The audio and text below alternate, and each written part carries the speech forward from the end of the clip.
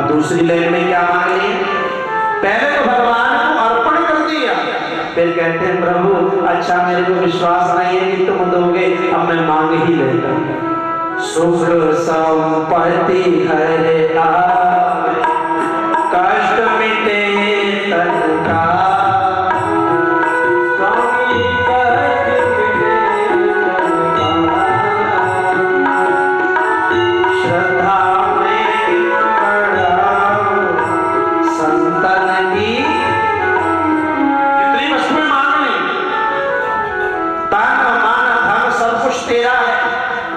लेकिन फिर मांग लिया सुख मिल जाए, सुख संपत्ति घर आवे, सुख भी मांग लिया, संपत्ति भी मांग ली, घर भी मांग लिया, और कष्ट मिटे तन का, अपने तन का दुख भी मांग लिया। हम लोग कभी कभी जाते हैं तो मंदिरों में देखते हैं सुबह सुबह माता आरती करते हैं, ओम जय जगदीश हरे, हे भोले बाबा मेरे नाती पोते को, अरे मेरे पोते को जुकाम हो गया है जरा सही कर देना, ओम जय जगदीश हरे। हे प्रभु इनका काम नहीं चलता, इनका काम चला देना, ओम जय जगदीश हरे। ऐसा है ध्यान। लेकिन भगवान वास्तविकता में देखते हैं, मुख से बोली हुई वस्तु को परमात्मा नहीं सुनते, क्योंकि भगवान तो मन की बात को सुनते हैं। अगर हृदय से भगवान को पुकारोगे तो भगवान कहीं नहीं, भगवान हर जगह विद्यमान है, लेकिन भगवान को पुकारने के लिए इस मन की तड़पन चाहिए, इस मन की पिपासा चाहिए, उस गोपियों जैसा हृदय चाहिए, उन गोपियों जैसा प्रेम चाहिए, अभी तो भगवान जीव को मिलते हैं। ऐसे परमात्मा मिलने वाले नहीं, ये भगवान की भक्ति नहीं, इसको भक्ति नहीं कहते। भगवान की भक्ति वो है, हे गोविंद हम तेरे हैं, तेरा भजन करते हैं, लेकिन हम तेरे से कोई वस्तु मांगते नहीं, ना हम मांगना चाहते हैं। ये भक्ति है। आनंद, आनंद बाहर की वस्तु नहीं, आनंद अंदर की वस्तु है। इसलिए आनंद में ओतप्रोत हो जाना। आनंद क्या है? नंद के आनंद भय जय कन्हैया लाल की, नंद के आनंद भयो जय कन्हैया लाल की, हाथी दी घोड़ा दी और दीनी पार। आनंद क्या है? बोले आनंद ही तो परमात्मा है। आनंद बाहर की वस्तु नहीं, आनंद अंदर की वस्तु है। मेरे घट साइया कैसे? बोले जब अंदर परमात्मा विद्यमान है तो मैं बाहर किसको ढूंढूं? बस अंदर ही झांकी है।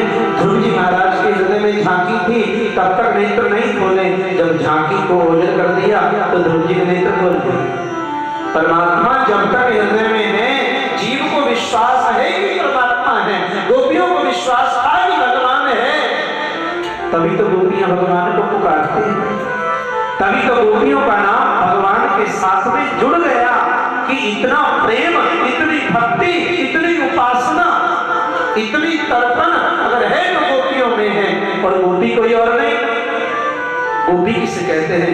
गोभी इंद्रिय रसानाम पेवती सह गोपी, जो अपने हृदय के द्वारा एक एक अपने शरीर के एक रोम द्वारा जो भगवान का भजन करता है, उसी का नाम गोपी है। गोपी कोई बाहर नहीं, अपने शरीर के एक रोम से जो परमात्मा का नाम लेता है, गोविंद का नाम लेता है, उसी का नाम गोपी है। और इस हृदय से भगवान को याद करना। आनंद सच्चिदानंद,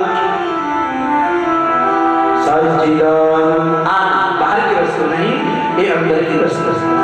रूपाय, उनका रूप कैसा?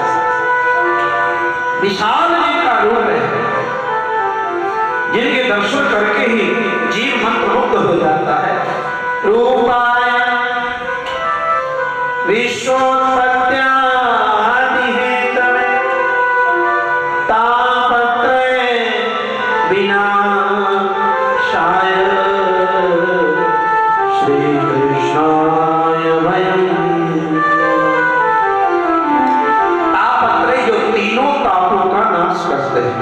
त्रिताप, आदि दैविक, आदि भौतिक, आध्यात्मिक।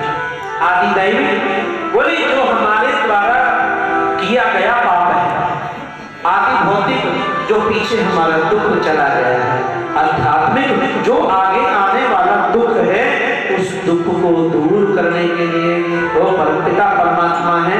तापत्रय विनाशाय श्री कृष्णाय नमः। ऐसे हम श्री कृष्ण भगवान को प्रणाम करते हैं। श्री कृष्णाय वयं नमः। श्री कृष्ण जिनका नाम है, गोकुल जिनका धाम है, ऐसे श्री भगवान को बारंबार प्रणाम। प्रकृति विलास सृष्टि में हुई, जिनकी प्रकृति विलास एक सृष्टि का लय हो जाता है, एक व्यक्ति का अगर बाद में कीड़ा हो जाए तो पूरी सृष्टि का लय हो जाता है। ऐसे श्री कृष्ण भगवान को वयं नमः हम सब मिलकर के प्रणाम करते हैं। यम प्रभजन्तं पेतमपेतकृत्यं द्वैपायनो विरगा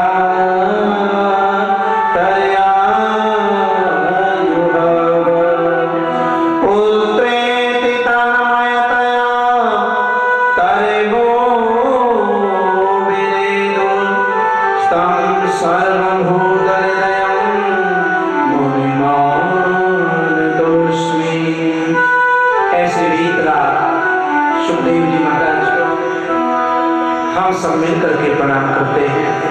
जो वीतराग है, केवल कौपीन धारण किए हुए हैं, लंबे लंबे जिनके बाल हैं, और ऐसे मां गंगा के किनारे जो कलकल करती हुई मां गंगा बह रही है, उसके किनारे पर वहां से चल रहे हैं।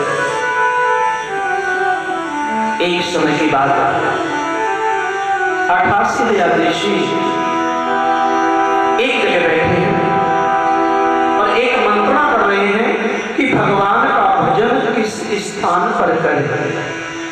एक बात श्रवण कर ले, भगवान का भजन एक जगह बैठ करके श्रवण करें, एक जगह बैठ करके भजन करना चाहिए। और जब भगवान की कथा में आओ तो माला हाथ में होनी चाहिए, है?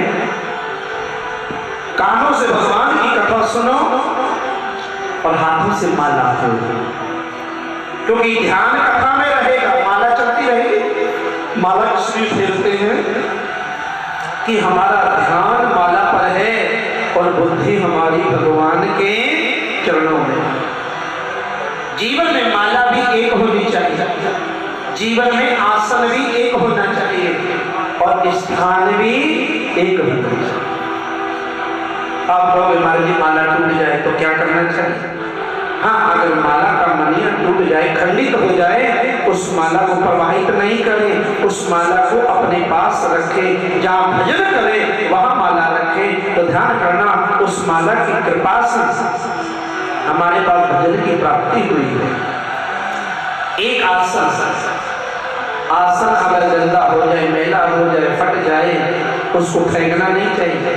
हम लोग क्या करते, बहुत दिन भजन किया, अरे ये आसन तो मैला हो गया, दूसरा आसन ले आते हैं, रोज आसन चेंज करते हैं। ऐसा नहीं, एक दिन चंदन का ले लिया, एक दिन कंबल का ले लिया, एक दिन रेशमी ले लिया। आसन एक, जितासनो जित श्वास, आपको कल की कथा में सुनाई। आसन एक होना चाहिए, माला एक होनी चाहिए, अपने घर में भजन करने का स्थान भी एक होना चाहिए। आपको कल बताएंगे कौन कौन से देवता की पूजा किसकी करनी चाहिए और किसकी पूजा करने से क्या मिलेगा। और वैष्णव के गले में तुलसी की माला अवश्य होनी चाहिए। भागवत की कथा सुनो तो गले में कंठी जरूर होना चाहिए। वैष्णव भक्त की कथा सुनो, ऐसा नहीं कि गले में नहीं पहनी हो तो आना ही नहीं कथा में, बोला जाते हैं ऐसा नहीं। अगर किसी के पास नहीं है तो हमारे पंडित जी लेके आए वृंदावन से, और ऐसी कंठी भी है और चांदी वाली कंठी भी है, जो चांदी लगी हुई है, बाहर 300-400 में मिलेगी, यहाँ बहुत सस्ते में 100 रुपए में मात्र, और ज्यादा नहीं, थोड़ी गंदी ले ले, आपको कल मिल जाएगी। वैष्णव बन करके देवता बन के देवता की पूजा करें, देवता बन के देवता की पूजा। और गले में तुलसी माला और कंठी जरूर होना चाहिए। 88 ऋषि बैठे हैं, बोले भजन करने की जगह बताओ। तो सब बोले कहाँ चले, बोले चलो बैकुंठ में। तो भगवान विष्णु के द्वार पर पहुंचे बैकुंठ। आओ ऋषि मुनियों संतों फकीरों कैसे आए? बोले महाराज हम भजन करना चाहते हैं और जहां बैठते भजन करने में मन नहीं लगता। एक बात आप जिस जगह पर बैठे हो वो भूमि भी पवित्र होनी चाहिए, नहीं तो भजन करने में मन नहीं लगेगा, मन लड़ाई झगड़े में लगेगा। एक जगह की बात आपको बताऊंगा, 2 राक्षस थे, राक्षस लड़ते लड़ते दोनों भाई वहीं मर गए। वो कहता है ये घर मेरा है, वो कहता है ये मेरा, दोनों समाप्त हो गए। वहां से प्रभु राम और लक्ष्मण दोनों जा रहे थे, तो लक्ष्मण के मन में आ गया अरे मैं इतनी सेवा करता हूँ और मैं दिन रात जागता रहता हूँ और ये मेरे लिए कुछ नहीं सोचते। रात्रि में जब सोचने लगे बस भगवान राम जैसी प्रातः काल उठे, हाथ जोड़ के लक्ष्मण ने कहा हे प्रभु अब यहाँ से कहीं और चलना है, मेरे को तो जागना ही है। बोले हाँ आओ लक्ष्मण चलो। जैसे आगे गए लक्ष्मण की बुद्धि भ्रमित हुई और जैसे भ्रमित बुद्धि हटी शुद्ध बुद्धि आई। बोले प्रभु आपके चरणों में एक प्रार्थना है कि मैंने ऐसा कौन सा अन्न खा लिया तो मेरा मन दूषित हो गया, आपके चरणों की सेवा से मेरा मन हट गया।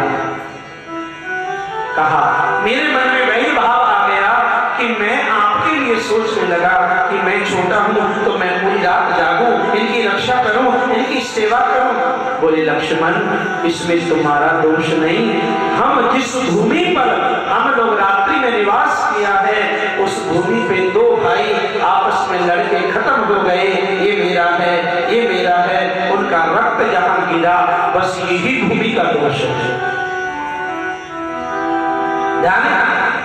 उस भूमि भी शुद्ध होनी चाहिए जहां बैठ करके हम भजन करें। इसीलिए बता दिया स्थान एक रखो जहां भगवान का भजन हम कर सके। और एक बात भगवान का मंदिर या तो पूर्व दिशा में हो, आपका मुंह पूर्व में हो या उत्तर में हो। भगवान के भजन के लिए मंदिर का मुंह आपका ध्यान करना दक्षिण की तरफ नहीं होना चाहिए। भजन करते समय इसलिए हम जीवन में दुखी रहते हैं कि हमारा मुख किधर है और हम मांग कुछ रहे हैं, मिलता कुछ भी नहीं है। उस तप की वस्तुओं में से कुछ मिले। भजन करने वाले का मुंह दक्षिण में नहीं है, सुनने वाले का मुंह पूर्व में या उत्तर में भजन करने वाले का होना चाहिए। वैसे तो सब भूमि को पानी की है, लेकिन अपने घर की बात बता रहा हूं। भगवान का मंदिर हो जहां तीर्थ हो वहां तो सभी भूमि को पार की, सब जगह परमात्मा विद्यमान है। लेकिन गृहस्थी को सब वस्तुएं चाहिए, इसलिए विधि से भी चलना पड़ता है। नैमिषे सुतमासीन 88 ऋषि गए, बोले प्रभु हम भजन करना चाहते हैं, कहाँ करें? बोले मैं आपको स्थान बताऊंगा जहां बैठ करके तुम सभी ऋषि मुनि भजन कर। अपने चक्र को छोड़ दिया, चक्र घूमता गया, शरण नाम का वन है, वहां जाकर के चक्र गिरे और उनकी नोक लगी। नेमी कहते हैं नोक को, शरण कहते हैं वन को। नेमी शरण नाम पड़ गया, बोलो नेमी शरण धाम की जय। नेमी शरण तीर्थ हो गया, ऐसा पावन तीर्थ जहां पर मनुष्य रूपा ने भी तप किया, बड़े बड़े ऋषियों ने तप किया। सृष्टि का प्रारंभ यहां से होता है, वो नैमिषारण्य तीर्थ है। 88 ऋषि बैठ करके और भगवान की कथा को श्रवण करने के लिए बैठे। अब कथा कहे कौन? बैठे हैं, मन तो लग रहा है लेकिन सुनाए कौन? इतनी देर में सूत जी महाराज आ जाते हैं। एक बात और, इनका नाम सूत क्यों पड़ा? आपने कई कथाओं में सुना होगा सूत जी महाराज। इस सूत जी महाराज का मतलब क्या है? ध्यान करना, इनका नाम सूत जी कैसे पड़ा? एक पूर्व जन्म में एक संत के शिष्य थे और संत ब्राह्मण के घर का ही अन्न लेते थे और किसी का अन्न नहीं लेते। एक दिन वर्षा हो गई, आंधी चलने लगी, तूफान आ गया, जो नदी का पानी था वो भर गया। इनके शिष्य ने सोचा था मैं गुरुजी के लिए अन्न लेने जा रहा हूं, गुरुजी को क्या पता चलेगा, मैं यहीं से कहीं से किसी का भी अन्न ले आता हूं, क्योंकि जैसा खाओ अन्न वैसा हो मन, जैसा पियो पानी वैसी बने वाणी, जैसी करो संगत वैसी हो रंगत, ये मन का रंग भी वैसा ही चलता। तो सोचने लगे गुरुजी को क्या पता चलेगा, चलो यहीं से पास में एक गाय की सेवा करने वाले कोई दुआरिया वहां पर रहते थे और वहां जाकर के और पशुओं की सेवा करते हैं और बोल दिया भैया हमको जरा भोजन दे दो। अब ना वो स्नान करे ना धोए, और उसने कहा चलो मेरे यहाँ बालक आए तो कभी नहीं, ला करके आटा दे दिया और एक मुट्ठी आटा दिया, दूसरे घर में गए और मासूम लोगों के यहाँ से इन्होंने अन्न ले लिया और अपने नगर में आ गए। और आने के बाद में गुरुजी की कुटिया में आए, अन्न को दिया, गुरुजी ने उस भोजन को ग्रहण किया, लेकिन भोजन करके भजन में मन नहीं कहने लगे। ध्यान लगा के देखा, अरे सब कुछ आ गया। बोले बेटा एक बात बताओ शिष्य, ये तुम धन कहाँ से लाए, ये तुम अन्न कहाँ से लाए? बोले गुरुजी आपसे क्या झूठ बोलो, ये कुछ यहाँ सुत लोग रहते हैं उनके यहाँ से मैं ये अन्न ले आया हूँ। तो कहने लगे मैं तो केवल ब्राह्मण के घर का ही अन्न लेता था, भजन करता था, लेकिन तुमने मेरी बात मानी नहीं, जाओ शाप देते हैं तुम सूत हो जाओ। जब शाप दे दिया और चरणों में गिर गए, मैंने सेवा करी है, मेरा उद्धार करे, तो कह दिया अगले जन्म में सूत बन करके भी तुमको मेरी कृपा प्राप्त होगी और सभी ऋषि मुनियों को तुम कथा का पान कराओगे। पूर्व जन्म की कथा के द्वारा इस जन्म में ये सूत पुत्र आकर के सूत बने। सूत जी महाराज की जय।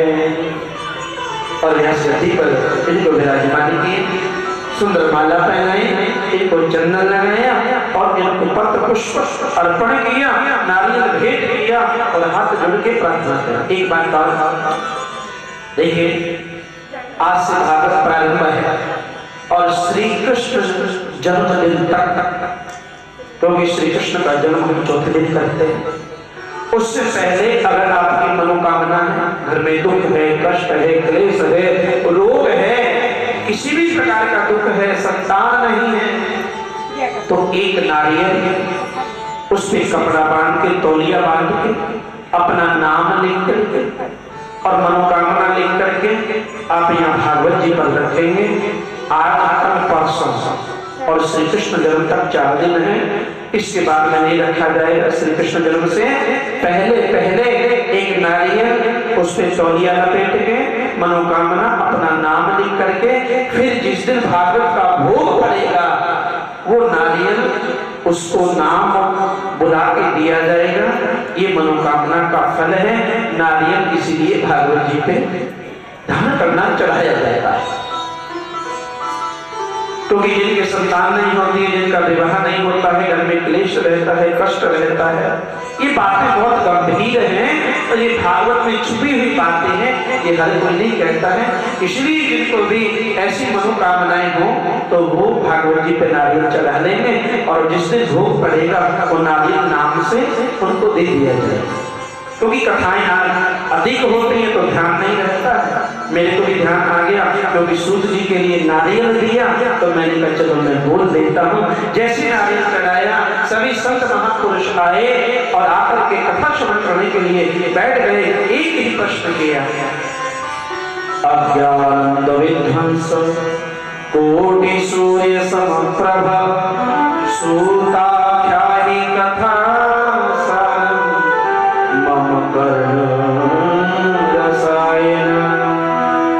अज्ञान को दूर करने वाले सूर्य कोटि के समान आप हैं, आपका प्रकाश है।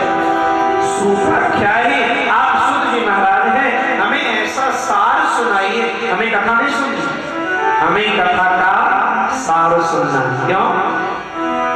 साधु ऐसा चाहिए जैसे सूप सुभा, सार सार को ग्रहण करे और धोखा दे डाल। भगवान का भक्त ऐसा हो जो सार को ग्रहण करे और जो वस्तु होती है, जैसे कनक के अंदर तूड़ी किसी काम की नहीं है, कनक को छांट दिया जाता है और तूड़ी को घेर दिया जाता है, धोती चीज है जिसमें कोई वस्तु नहीं है। बोले सब भगवान के भक्त भी ऐसी वस्तु का त्याग कर देते हैं जो हमारे लायक नहीं थी। सार सार को ग्रहण करे, सार की वस्तुओं को ग्रहण करे।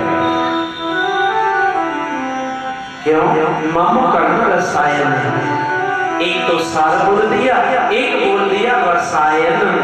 ये क्या वस्तु है? रसायन कहते हैं दवाई को। तो बोले भागवत में दवाई कहां से आती है? अरे बोले भागवत ही औषधि है।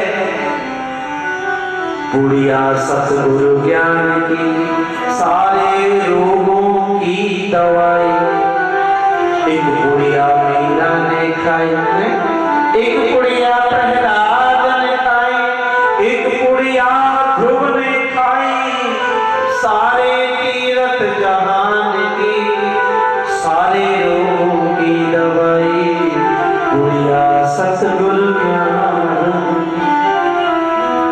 बूटी हरि के नाम की।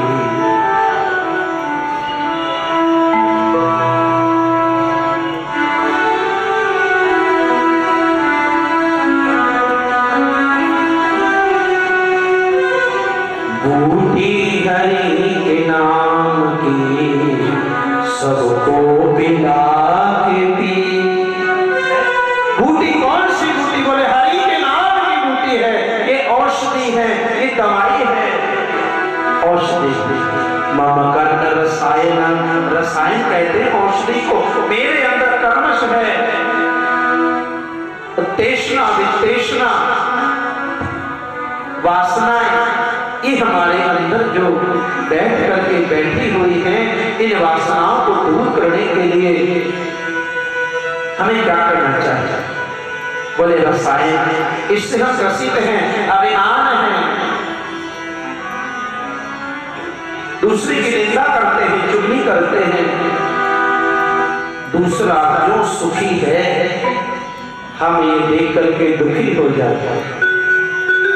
इतना जीव अपने दुख से दुखी नहीं जितना दूसरे के सुख से जीव दुखी हो जाता है। सुखे सुखत्म, दूसरे के लिए सुख की कामना करोगे तो जीवन में सुख का अनुभव होगा। भक्ति ज्ञान विराय आपको विवेको वर्तते महान, माया मोह विलास वैष्णवे प्रियते। आप हमें ऐसी कथा सुनाइए जो वैष्णव के लिए हित कर हो। क्यों? ये भोरे कलो प्राया जीवन शाश्वतांगत क्लेश कातस्य तलसेव शोधने पराय। इस घोर कलयुग में जीव पाप करने लगा है, पाप रद्द हो जाएगा। इस पाप से छुटकारा करने के लिए क्या करना चाहिए? तो बता दें, काल व्याल खग्रास त्रास विनाश हेतवे श्रीमद् भागवतम शास्त्रम कलौ वीरेण वासितम्। बहुत सुंदर शब्द बोल दिया। काल व्याल, एक कलयुग रूपी सर्प खाने के लिए दौड़ रहा है, लेकिन जीव ध्यान करना धर्म से पीछे हटता जा रहा है।